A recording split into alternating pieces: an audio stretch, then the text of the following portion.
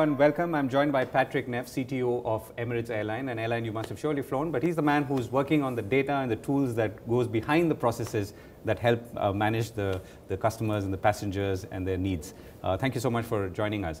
So first question, there's a lot of technology and it's obviously increasing by the day at the back end. What are the one or two new things that you've seen or you've begun to use to understand your customer better? Yeah, it's a good question. I mean, you may have seen some announcement we did a few years ago that we want to become a more data-driven organization. And as part of that, already 3-4 years ago, we started creating a data lake where we capture all kinds of information about our traveling customers across the whole journey and collect them, enriched with external data from social media and so on, and store them in a Hadoop-based data lake.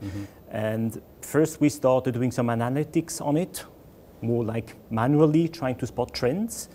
But over the last 2 years, we started more and more to use artificial intelligence because we realized the vast amount of data, it's almost impossible for human beings to spot trends. And that's where I think AI comes into play.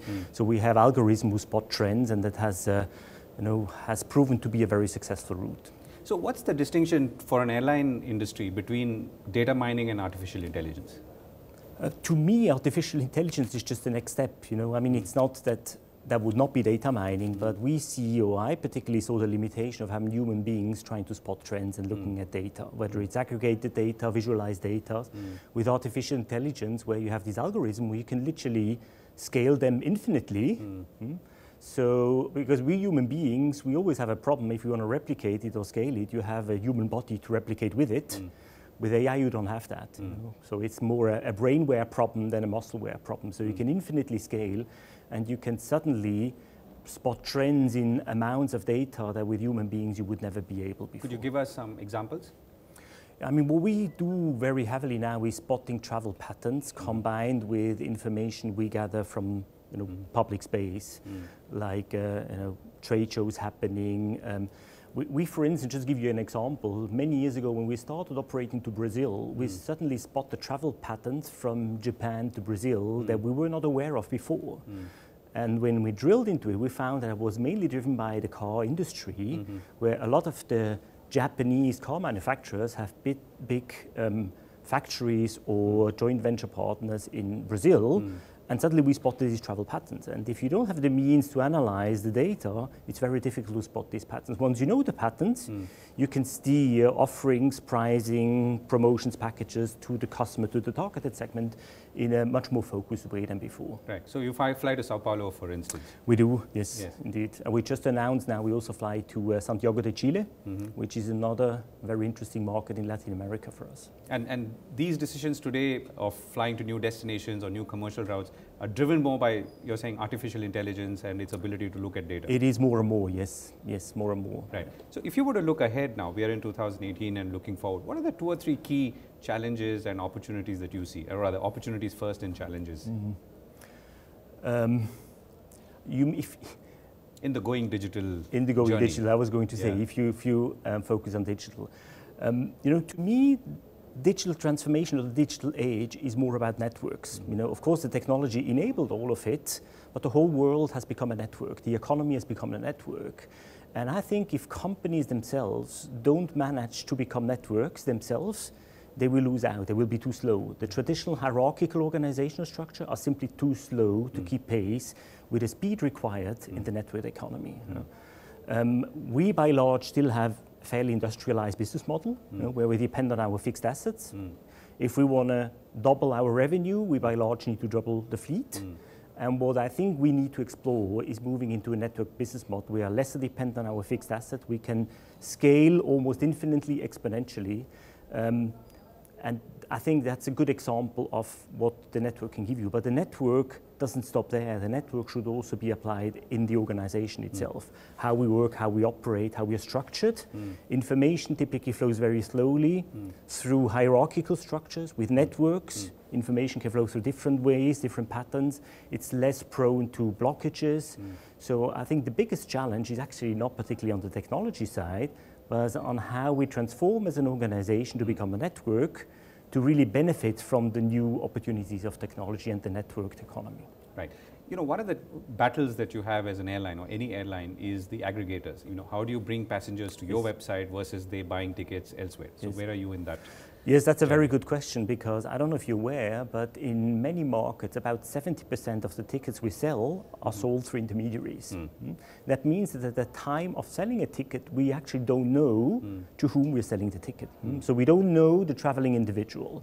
Now, if we want to more personalize the offering, that model doesn't work anymore, because we need to get access to the end consumer. We need to know already at time of offering, of selling the product, who the individual is, and therefore we need to get access to the end consumer again. So we need to remove the middleman, let's put it that way. You know? We need to see how can we access the end consumer directly. We invest heavily now with direct channels. We're building up a marketplace to a certain extent also compete with the aggregators, because we need to get back the control over the direct access to the end consumers. Right. So in a way, you're cooperating with them at one level because you have no choice, but you're also trying to get back. Yes, absolutely. I mean, if I say competing, that might be the wrong word, because if the aggregators would allow us to pass through the identification of the end consumer, we would be more than happy to work through aggregators. But everyone today accepts a personalized service already at the offer stage. And if we can't offer that to our consumers through intermediaries, we have no choice than trying to go direct. Right. So to your customer of today and tomorrow, what would you tell them? I mean, you know, obviously you're asking for a lot of data. How are you going to use this data in a way that's, you know, it's friendly, it's not invading privacy, and yet provide, I'm assuming, good customer satisfaction and delight? Right. You know, the pure airline travel business, just transporting people from A to B, is by far a commodity. What we want to offer to our customers is an experience, which is way beyond just purely the transportation from A to B. So while we offer excellent service and that are on board, what we want to do is grow the reach and become sort of a one-stop shop for everything related to travel. So that when you think Emirates, or when you think travel, you think immediately Emirates. As if you think search today, you think Google. So that's a bit sort of the paradigm we want to achieve. And to get there, we need to combine our offerings with all kinds of offerings related to travel. Whether it's hotel, whether it's retail goods, whether it's information, whatever. And that's why we are currently building up a marketplace where we can combine inventories from all different sources, personalize it and package it to the needs and requirements of a traveling individual. But there again, in order to be able to do that, we need to know who the individual is. We need to gather a lot of data to analyze, to find what the requirements, what the travel patterns, what the needs of the individual is, to be able to shape a tailored, personalized offering for that individual. Right. Last question. You're obviously a significant presence in India, bringing in traffic and taking out from here. Any interesting insights on how this market has been growing, or this region has been growing for you? I mean, it's a phenomenal success story. We fly, I think, to 15 destinations in the Indian subcontinent. So this is by far our most important market. But not just for the airline business. You know, I'm in charge of the IT organization. We have more than 2,000 people in my organization.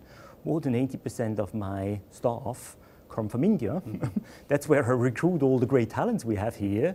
So that's why for us, you know, in both sense, India is a very important key market. I'm very passionate to be here because what we see in terms of talents, in terms of skills coming out of India has just been unmatched, phenomenal, and I don't think we will be able to get access to such a huge pool of talent anywhere else in the world. So that's why India is absolutely key to us. Patrick Naef, thank you very much for speaking Pleasure. with us.